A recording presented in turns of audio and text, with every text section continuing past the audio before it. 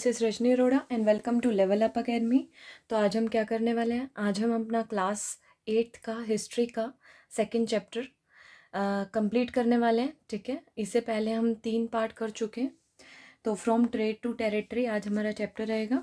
इसमें हम देख चुके हैं, ये सब इंट्रोडक्शन देख चुके हैं। उसके बाद हम डिस्कस कर चुके हैं कि कैसे ईस्ट इंडिया कंपनी जो है वो ईस्ट में आती है। ठीक है, इसके बाद हमने देखा कि किस तरह से ईस्ट इंडिया कंपनी जो है वो बंगाल में अपना ट्रेड स्टार्ट करती है। फिर हमने देखा कि किस तरह से ये जो ट्रेड है वो स्टार्ट तो कर लेती है बंगाल में, लेकिन ये कैसे बैटल्स में बदल जाता है। और बैटल ऑफ पलासी होती है, फिर उसके बाद बैटल ऑफ बक्सर होती है।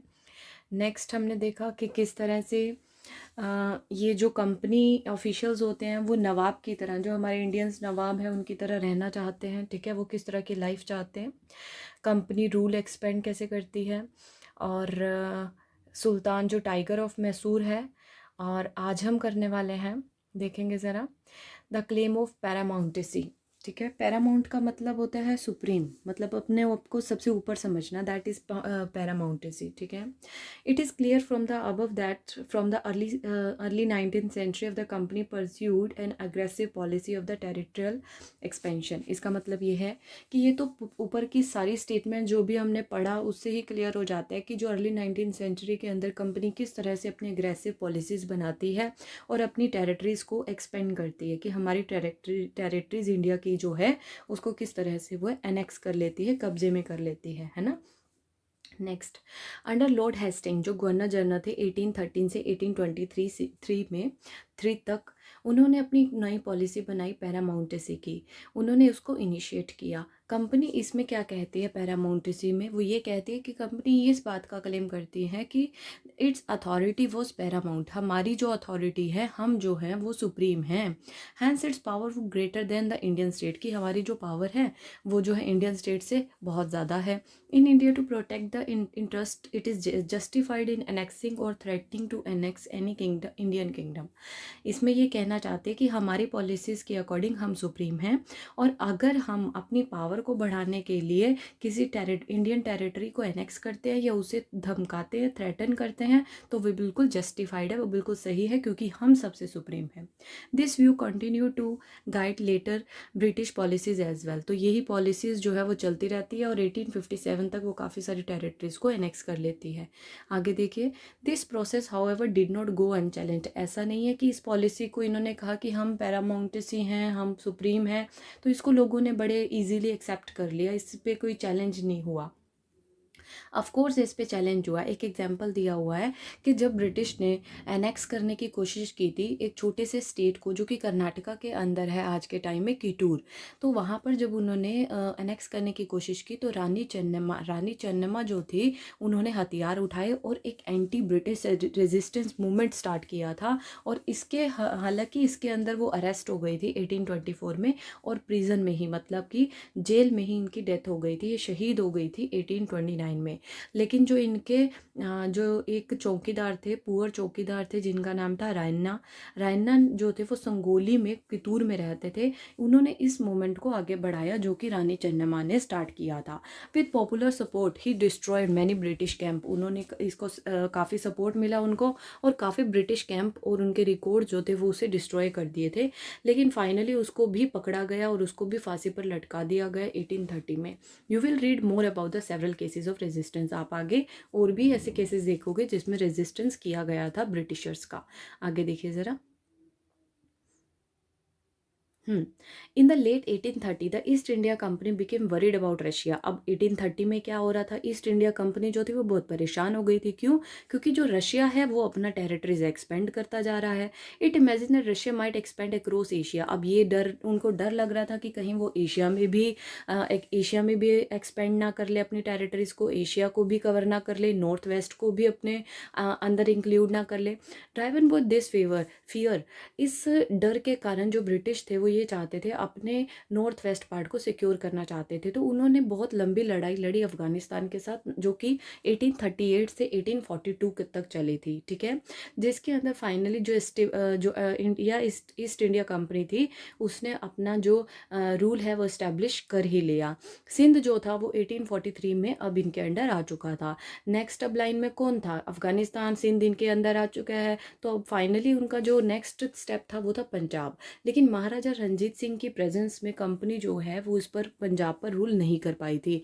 लेकिन जब उनकी डेथ हो गई थी रंजीत सिंह की 1839 में, तब उन्होंने 2 बार लड़े थे और सिख के किंगडम के बीच में ही लड़ाई करवाकर उन्होंने अल्टीमेटली 1849 में पंजाब को भी एनेक्स कर लिया था, ठीक है। आगे देखिए डॉक्ट्राइन ऑफ लैप्स। तो अभी हम पढ़ क्या रहे हैं? अभी हम ये पढ़ रहे हैं किस तरह की कैसी पॉलिसीज अपना रही थी, कैसे डिप्लोमेटिक मेथड्स थे ईस्ट इंडिया कंपनी के हमारी इंडियन टेरिटरीज को एनेक्स करने के लिए। अब एक और पॉलिसी थी, वो क्या है? Doctrine of lapse. इंपॉर्टेंट है, ध्यान से सुनेंगे। Final wave of annexation occurred under Lord Dalhousie. अब जो फाइनल वेव थी एनेक्सेशन की, कब्जे की जो प्रोसेस चल रही थी कि हर जगह इंडियन टेरिटरी को कब्जा करना है, तो वो सबसे ज़्यादा जो हुई थी वो कब हुई थी? लॉर्ड डलहौजी के टाइम पर हुई थी। लॉर्ड डलहौजी कौन थे? गवर्नर जनरल थे, जो 1848 से लेकर 1856 तक गवर्नर जनरल रहे थे। उन्होंने एक पॉलिसी बनाई जिसको डॉक्ट्राइन ऑफ लैप्स कहा गया। अब इसके अंदर क्या आता है? डॉक्ट्राइन डिक्लेयर, ये डॉक्ट्राइन डिक्लेयर करती है कि अगर कोई इंडियन रूलर जिसका कोई अपना खुद का बेटा नहीं है, अगर उसकी डेथ हो जाती है, तो उसका सारा किंगडम जो है वो कंपनी के टेरिटरी के अंदर ही माना जाएगा। मतलब अगर कोई जो राजा है उसकी डेथ हो जाती है और उसका कोई खुद का बेटा नहीं है, तो उसका सारा का सारा किंगडम जो है वो कंपनी की टेरिटरीज के अंदर माना जाता था। वन किंगडम आफ्टर, इस तरह से एक के बाद एक किंगडम को एनेक्स किया जाता रहा इस डॉक्ट्राइन के थ्रू। जैसे सबसे पहले सतारा, यहाँ पर सबसे पहला आपसे कॉम्पिटिटिव एग्जाम्स में वो पूछा जा सकता है कि डॉक्ट्राइन ऑफ लैप्स के अंदर सबसे पहले किस स्टेट को जो किस एनेक्स किया गया था, किसके किंगडम को? तो सतारा की किंगडम को एनेक्स किया गया था, ठीक है। इसी तरह से संबलपुर, उदयपुर, नागपुर, झांसी, तो ये ईयर्स भी दिए हुए हैं कि किस किस ईयर में इसको एनेक्स किया गया था, ठीक है। फाइनली 1856 में क्या होता है कि जो कंपनी है वो अवध को भी टुक ओवर कर लेती है। This time the British had an added, अब ब्रिटिश जो है इसके अंदर एडिड आर्ग्यूमेंट, एक आर्ग्यूमेंट को और ऐड कर देते हैं। वो ये कहते हैं कि जो अवध के राजा है वो अच्छे से अपनी ड्यूटीज़ नहीं निभा रहे हैं, लोगों पर अपने ऑर्डर जो हैं वो थोप रहे हैं, मिस गवर्नमेंट हो रही है, गवर्नमेंट जो है वो सही तरह से नहीं चल रही है, ह्यूमिलेशन कर रहे हैं राजा वहाँ पर। तो इस तरह से उनको ये बोलकर उनको उनकी गद्दी से जो है वो उतरवा दिया था, हटवा दिया था, और उनके भी सारे किंगडम को अपने अंदर ऐड कर लिया था, एक तरह से एनेक्स कर लिया था इसी के अंदर, ठीक है। इसके बाद देखिए ज़रा, ये एक पेज गिवन है आप लोगों को, इसके अंदर काफ़ी सारे मैप्स दिए, 3 मैप दिए हुए हैं। 1797 का मैप है, एक है 1840 का, और नेक्स्ट है 1857 का। तो सबसे पहले हम ये देखते हैं 1797 के अंदर। देखिए ये जो येलो वाला पार्ट है ये आपको दिखा रहा है कि 1797 में कितने ऐसी टेरिटरीज थी जिस पर ब्रिटिश जो है वो रूल कर रहे थे। देखो सिर्फ बनारस, कलकत्ता और हैदराबाद का एक थोड़ा सा पार्ट जो था वही एक ऐसी टेरिटरीज थी जिस पर रूल किया जा रहा था ब्रिटिश के द्वारा। लेकिन धीरे धीरे 1840 में कितना ज़्यादा एरिया बढ़ता जा रहा है जिस पर ब्रिटिशर्स रूल कर रहे थे। और फाइनली 1857 का मैप देखिए, 1857 के अंदर कितने सारे एरियाज थे, कितने सारी ऐसी टेरिटरीज थी जो ब्रिटिशर्स अपने अंडर ले चुके थे, जिस पर ब्रिटिशर्स रूल कर रहे थे, ठीक है। नेक्स्ट देखिए, नेक्स्ट है setting up a new administration. मतलब अब वो इतने सारे टेरिटरीज पर एनेक्स तो कर चुके हैं, कब्जा तो कर चुके हैं, अब एडमिनिस्ट्रेशन भी तो चलाना है, एडमिनिस्टर भी तो करना है, प्रशासन भी तो चलाना है। देखिए ज़रा, वॉरेन हेस्टिंग जो थे वो गवर्नर जनरल थे 1773 से लेकर 1785 तक। Was one of the many important figure who played a significant role in the expansion. एक ये वो पर्सन थे जिन्होंने बहुत बड़ा रोल प्ले किया था, इंपॉर्टेंट रोल प्ले किया था कंपनी को एक्सपेंड करने में। By his time the company had acquired power not only Bengal. उसके टाइम में कंपनी सिर्फ बंगाल की पावर नहीं थी कंपनी के पास, इनफैक्ट बॉम्बे और मद्रास भी उसके अंडर में आ गया था। जो ब्रिटिश टेरिटरीज थी वो ब्रॉडली डिवाइड डिवाइडेड हो गई थी। क्यों? क्योंकि ताकि जो एडमिनिस्टर कर सके, प्रशासन जो है वो अच्छे से चल सके। तो इन्होंने क्या किया, जैसे हमारे यहाँ स्टेट होती है, उन्होंने पहले प्रेसिडेंसीज में डिवाइड कर दिया था। कितनी प्रेसिडेंसीज बनाई थी? 3 प्रेसिडेंसीज में डिवाइड किया था, Bengal, Madras and Bombay.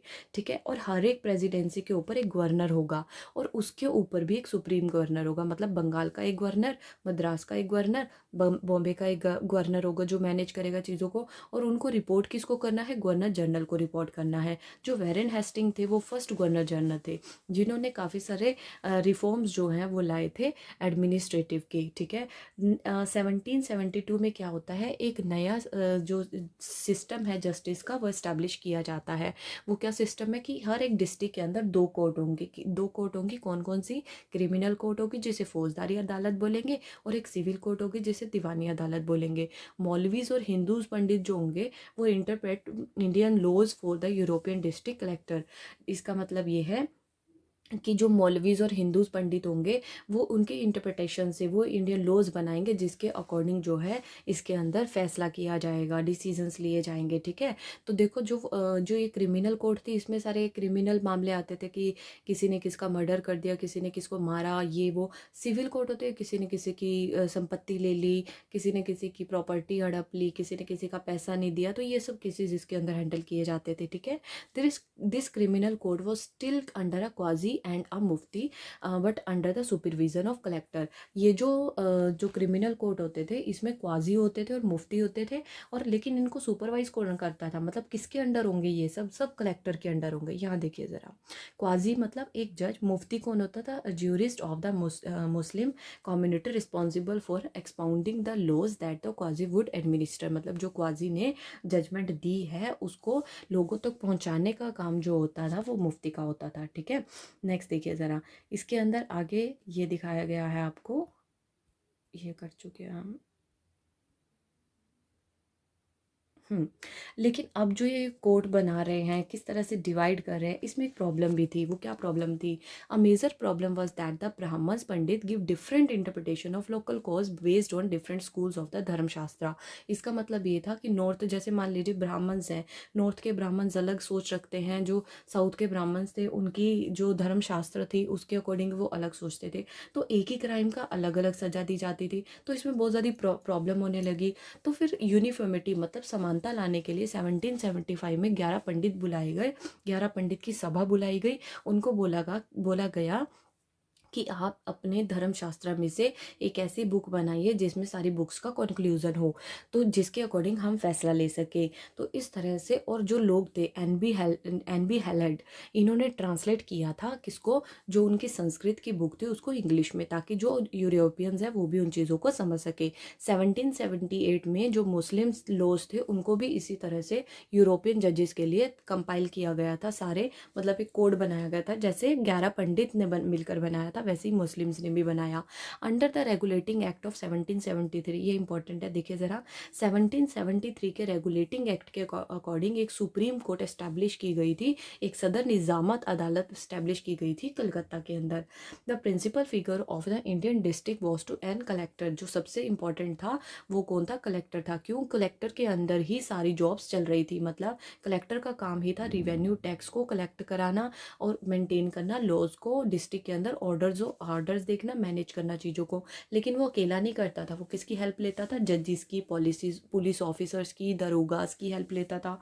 His office the collectorate become the new centre of the power and patronage that steadily replaced various order of authority.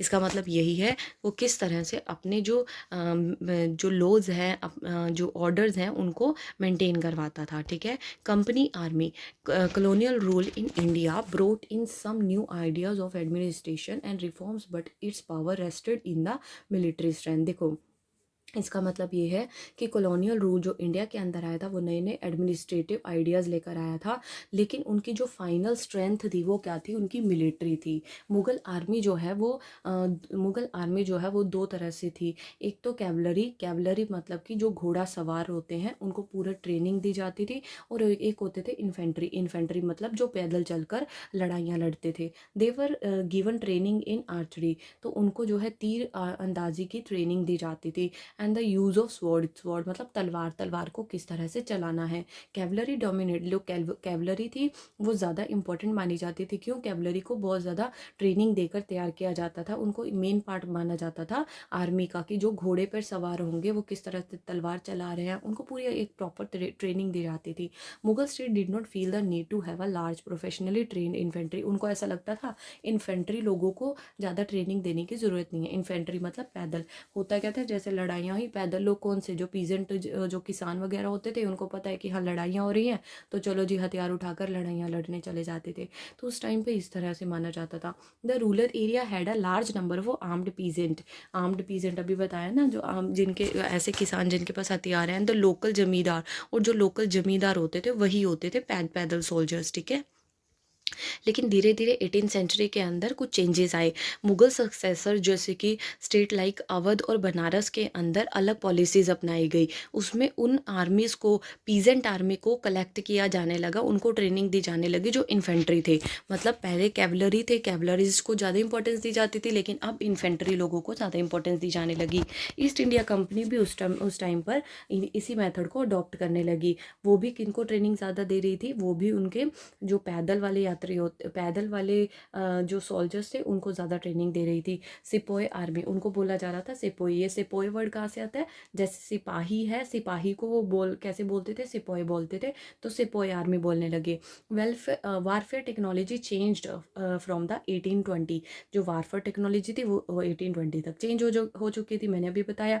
जो कैवलरीज रिक्वायरमेंट थी वो कम होती जा रही थी, और ब्रिटिश एम्पायर जो है वो Burma, Afghanistan, Egypt, where soldiers were armed with, वहाँ पर लोगों को किससे युद्ध कर रहे थे? अब वो स्वॉर्ड, तलवार वगैरह का यूज़ नहीं कर रहे थे, वो मस्केट्स एंड मैटलॉक्स यूज़ कर रहे थे, मतलब गन, बंदूक ऐसे यूज़ कर रहे थे वेपन्स को। The soldier of company's army had to keep pace with changing military requirement and its infantry regiment now become more important. अभी बताया मैंने, जो कंपनी आर्मी थी वो किनको ज़्यादा रिक्वायर कर रही थी मिलिट्री पर्पज़ के लिए? इन्फेंट्री लोगों को।